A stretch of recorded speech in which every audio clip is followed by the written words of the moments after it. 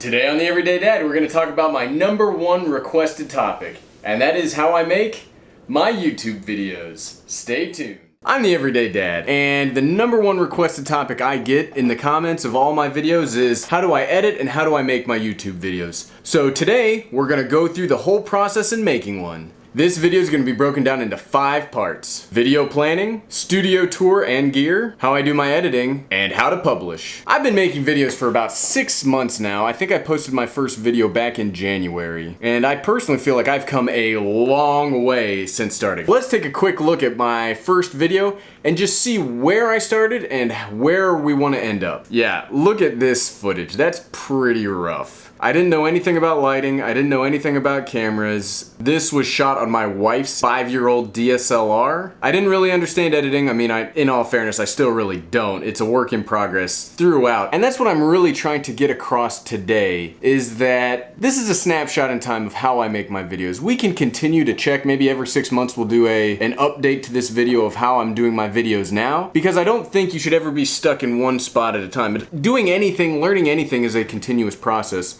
And making YouTube videos is no different. So how I make them now will be different from how I make them in 6 months. So maybe that is a good thing. Maybe in every 6 months we'll check. Yeah, this video is pretty rough. Just looking at it is making me cringe. Do not let that hamper you from wanting to go out and make a YouTube video. We all start somewhere, and this is where I started. I think I've come a long way since then. Now that we've seen my original video, we'll talk about video planning. Now the way I plan my videos is pretty simple. You know, I think of an idea for a video. I generally make a guide for the month of what videos I want to shoot. And then as it gets closer, usually the day before a video, I'll sketch out a quick idea of what I want. Let's check out how I do that. So as you can see here on the right hand side of my sketch, I have the title of what I want to go with. I break it out by the hook, the intro, the body, and then I list the topics and how I want to present them. On the left-hand side, I have a very crude, I'm not a drawer in the slightest. I have a very crude diagram of how I want the episode to flow with some of the shots I want to get and how I want to do that. So you'll see my little stick figure drawings. You can see that I say B-roll here. That's where I have another video that I'm going to roll on top of this video. And then I just kind of go from there. But I really like this format because it does 2 things. One, I used to try doing big scripts, but I find that it's really hard for me to focus on the script because all I want to do is memorize it. And then I'm not trying to do enough of that natural conversation. And that's what I think people come to YouTube for, is for the natural conversation. If you're trying to get a hugely polished production, or you want to see something that's really just tightly edited and shot and recorded and all that stuff, you're probably going to be watching a movie, not a YouTube channel. So #1, I like that I don't have to use a script when I use it. #2, it's way easier. Trying to do a script takes forever. And not that I'm against doing the work, I just like the naturalness of not having a script. Now that we've kind of seen where I came from, we've seen how I sketch out my videos, let's take a quick tour of the studio.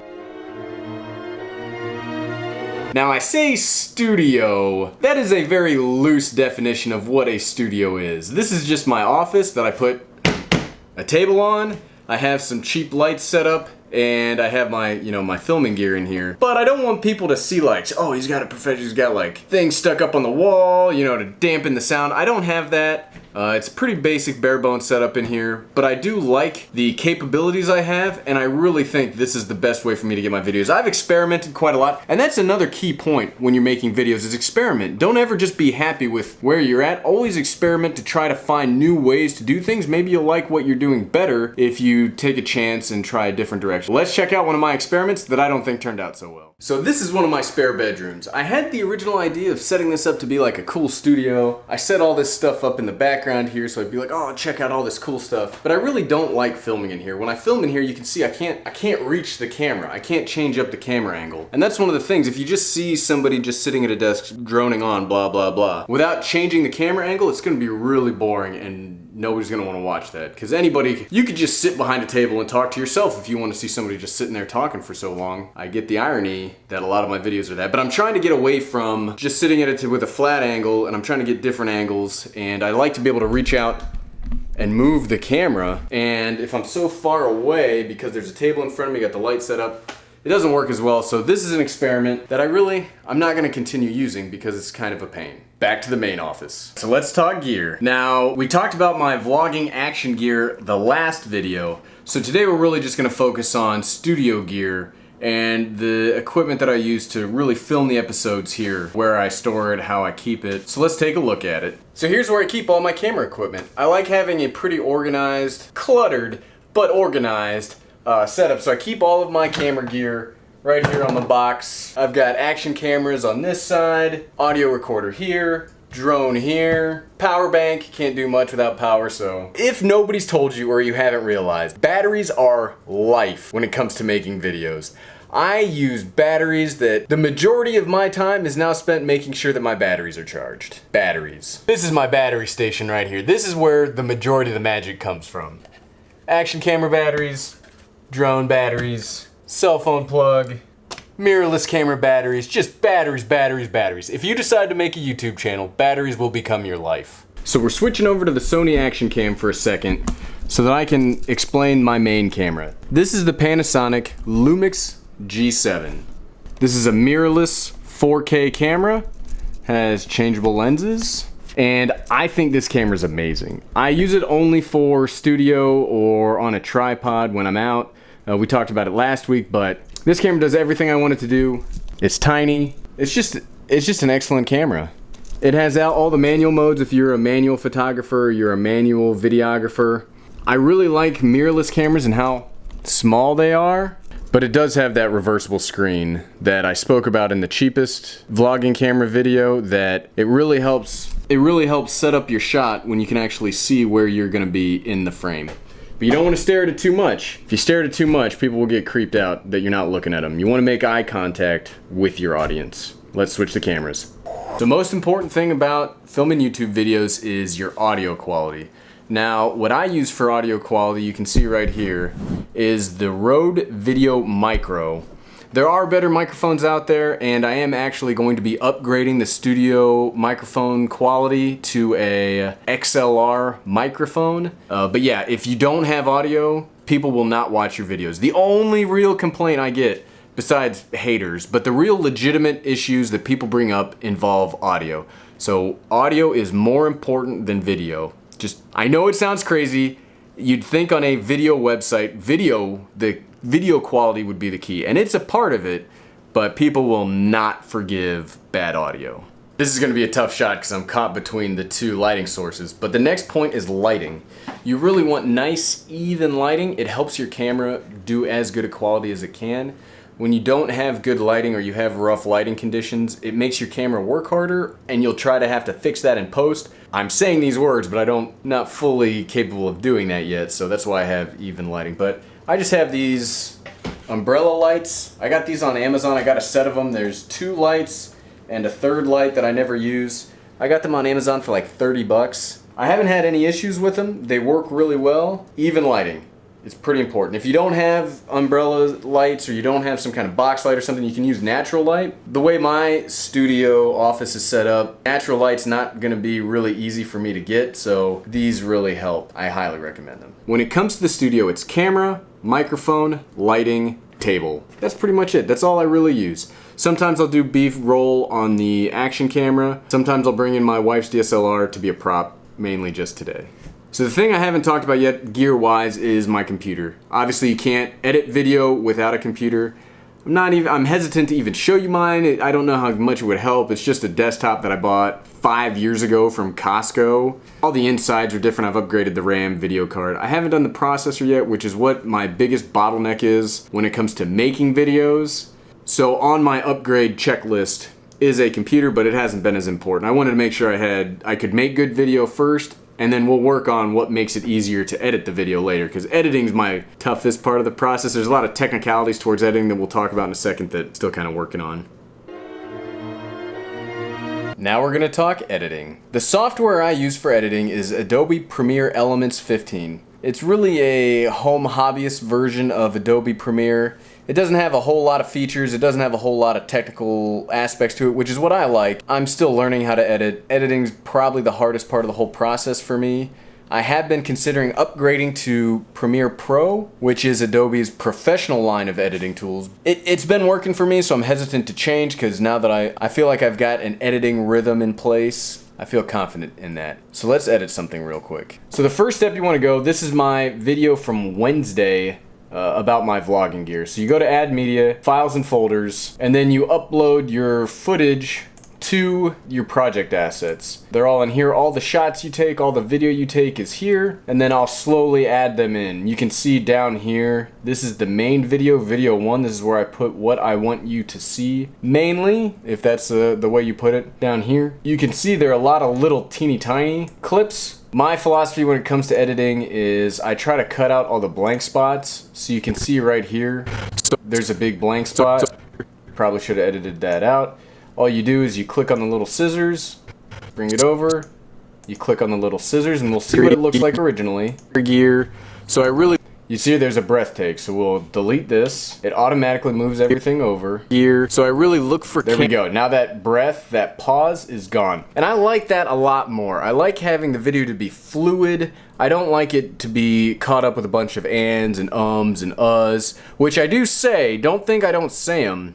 I just edit those out. I try to make it so it's a smooth flowing video, and when you stop or you see me stop to think about something, or I stop to consider what I'm about to say, or I say alright a lot, and I try to edit them all out. Those are the things that I work on editing, and that's where it comes to, that's where editing really matters, is just trying to make your video flow.